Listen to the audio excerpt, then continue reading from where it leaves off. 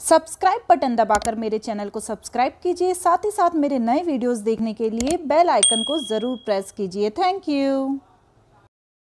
Hello बच्चों, कैसे हैं आप सभी। मैं हूं पूजा मेहता और मेरे यूट्यूब चैनल स्टडीनेटिक पर आप सभी स्टूडेंट्स का वेलकम है। बच्चों, हम क्लास 11 की अकाउंटिंग पढ़ रहे हैं, जिसका चैप्टर 15 डेप्रिसिएशन के मैं क्वेश्चंस करवा रही हूं टीएस ग्रेवाल की बुक के।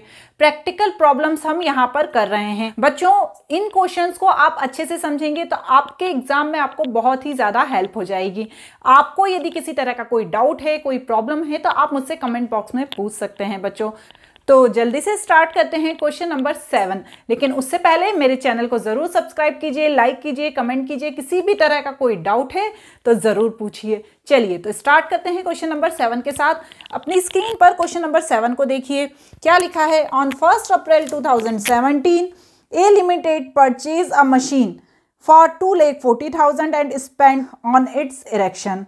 On 1st October 2017, an additional machinery costing 1 lakh was purchased. मतलब एक मशीन खरीदी 1 अप्रैल को 2017 में ही, जिसकी कॉस्ट थी 2,40,000 और उसमें उसने 10,000 और लगाए, तो पड़ी कितने की, 2,50,000 की।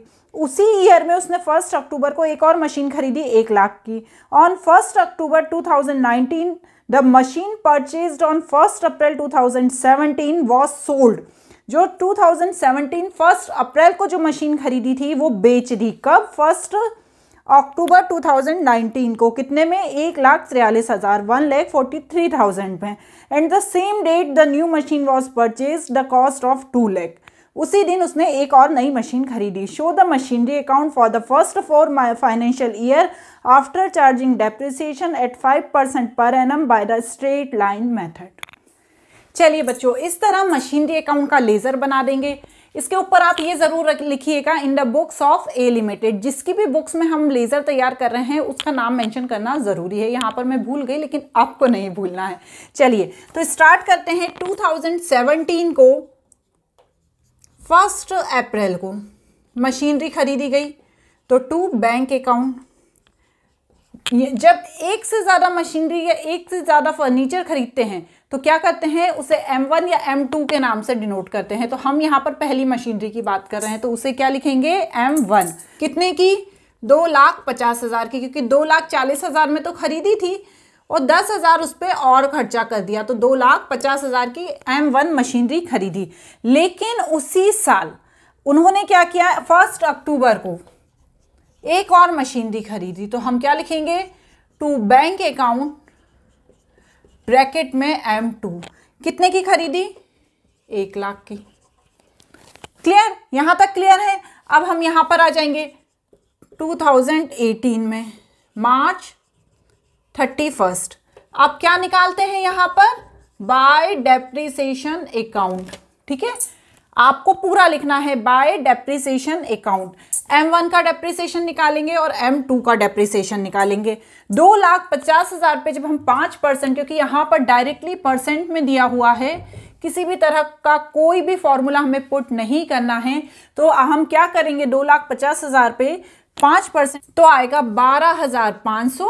और M2 जो मशीनरी है उस पर क्या करेंगे, 1 लाख पे 5% लगाएंगे, लेकिन 6 महीने के लिए, क्योंकि हमने 1 अक्टूबर को मशीनरी खरीदी थी।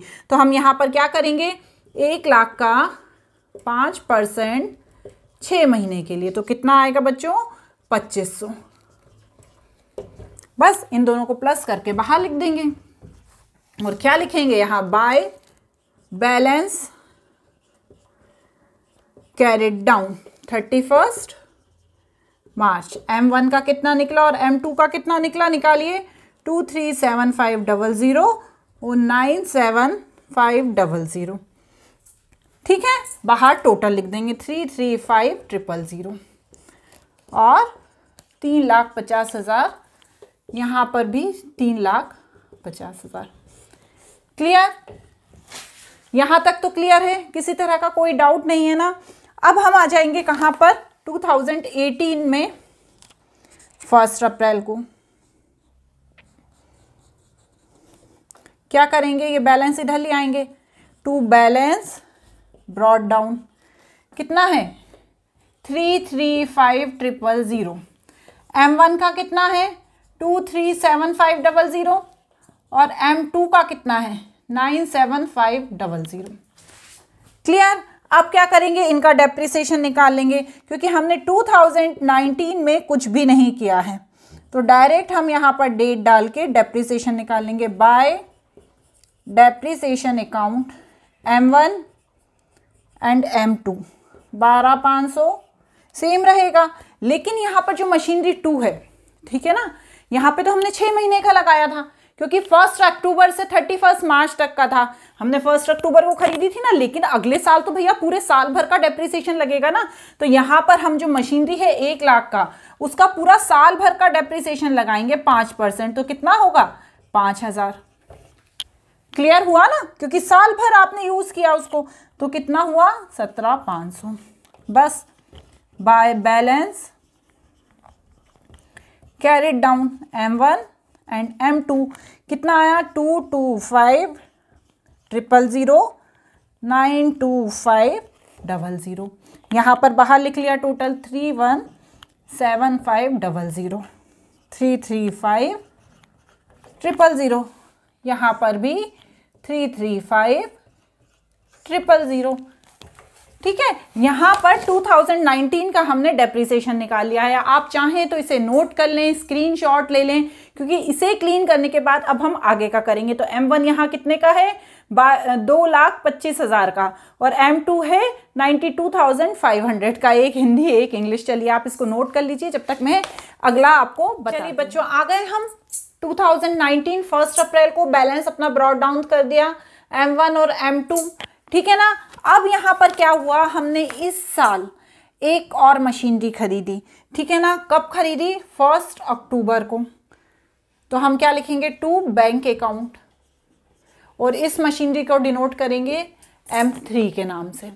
मशीनरी खरीदने के साथ साथ हमने इस साल जो हमने सबसे पहले मशीनरी खरीदी थी उसे सेल भी कर दिया। कौन सी मशीनरी 2,50,000 वाली, जिसमें हमने 10,000 रुपये लगाए थे ना, उसे हमने सेल भी कर दिया। अब हमने जब वो मशीनरी बेची तो वो कब बेची 1 अक्टूबर को बेची।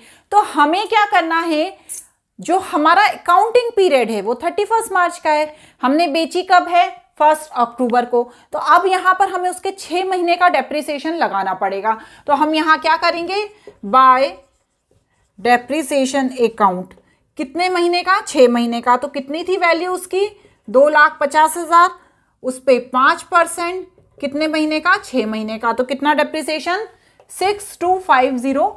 ये हमारी जो पहली मशीनरी को हमने जो अकाउंटिंग ईयर के 6 महीने बाद बेचा है उसका डेप्रिसिएशन है। अब जो आपने मशीनरी बेची है वो कितने की बेची है, बाय बैंक अकाउंट 143,000। ये कौन सी मशीनरी है M1, डेट क्या है 1 अक्टूबर। तो इसे हमने यहाँ पे मेंशन कर दिया कि भैया हमने इतने की मशीनरी बेची है, लेकिन इस मशीनरी को बेचने पे हमें लॉस हुआ है या प्रॉफिट हुआ है, हमें ये भी तो बताना पड़ेगा कि भैया इस मशीनरी को बेचने पे हमें लॉस हुआ है या प्रॉफिट हुआ है। तो हम यहाँ पर एक छोटा सा वर्किंग नोट बनाएंगे और उस वर्किंग नोट में हम बताएंगे कि भैया इस मशीनरी को बेचने पे हमें क्या। चलिए बच्चों, वर्किंग नोट 1 करके हम यहाँ पर क्या करेंगे, प्रॉफिट एंड लॉस निकालेंगे मशीनरी 1 का, ठीक है। तो सबसे पहले हम तो बुक वैल्यू लिखेंगे कि जो बुक वैल्यू कितनी थी उसकी, कब 1 अप्रैल 2019 को। तो बुक वैल्यू कितनी थी 2,25,000। उसके बाद हमने उसका 6 महीने का हम उसमें से क्या करेंगे, डेप्रिसिएशन माइनस करेंगे, लेस डेप्रिसिएशन ऑफ 6 मंथ 6,250। 6,250 निकाला था ना अभी हमने 6,250, तो उस डेप्रिसिएशन को हम यहाँ पे माइनस कर देंगे। कितना अमाउंट आ गया 21,8750, ठीक है ना। अब क्या करेंगे हम, जो वैल्यू थी बुक वैल्यू थी उसे सोल्ड करने पे जो बुक वैल्यू मिली थी हम उसको यहाँ पर लिख देंगे। तो वो कितनी थी 143,000 बुक वैल्यू ऑफ अक्टूबर 1 2019, और इसको माइनस करने पे क्या आएगा 7,550। तो इसे प्रॉफिट एंड लॉस अकाउंट में लॉस बताकर लिखेंगे। क्यों, क्योंकि मशीनरी की वैल्यू कितनी थी 2,25,000 थी, पर कितने में सेल हुई 75 75 जीरो में, तो हमें लॉस हुआ ना, तो इसलिए इसे यहाँ पर हम क्रेडिट साइड में बाय P&L अकाउंट ब्रैकेट में लॉस करके मेंशन करेंगे। क्लियर? तो इस तरह यहाँ पे 1 अक्टूबर की डेट डालकर P&L account by P&L account, ठीक है ना, क्या हुआ, लॉस हुआ ना, कितना अमाउंट 75750 करके यहाँ पर लिख देंगे। अब यहाँ पर क्या करेंगे बच्चों, जो 31 मार्च है उस पे जो बची हुई मशीनरी है ना M2 और M3, ये तो सारा काम किसका हो रहा था, M1 का हो रहा था। अब यहाँ पर उनका डेप्रिसिएशन निकालेंगे, तो बाय डेप्रिसिएशन अकाउंट M2 और M3, तो M2 का तो भैया कितना है 5000 है। अब यहाँ पर हम M3 का डेप्रिसिएशन निकालेंगे, तो M3 कितने की खरीदी थी, 2 लाख की। 2 लाख पे जब हम 5% निकालेंगे तो कितना आएगा बच्चों हमारा 10,000। लेकिन यहाँ पर हमें 6 महीने का निकालना है, क्यों, क्योंकि ये मशीन हमने कब खरीदी है 1 अक्टूबर को, तो यहाँ पर 6 महीने का डेप्रिसिएशन कितना आएगा 5000। इस तरह टोटल डेप्रिसिएशन कितना हो गया 10,000। और फिर इसी डेट पे 31 मार्च पे ही क्या लिखेंगे, बाय बैलेंस,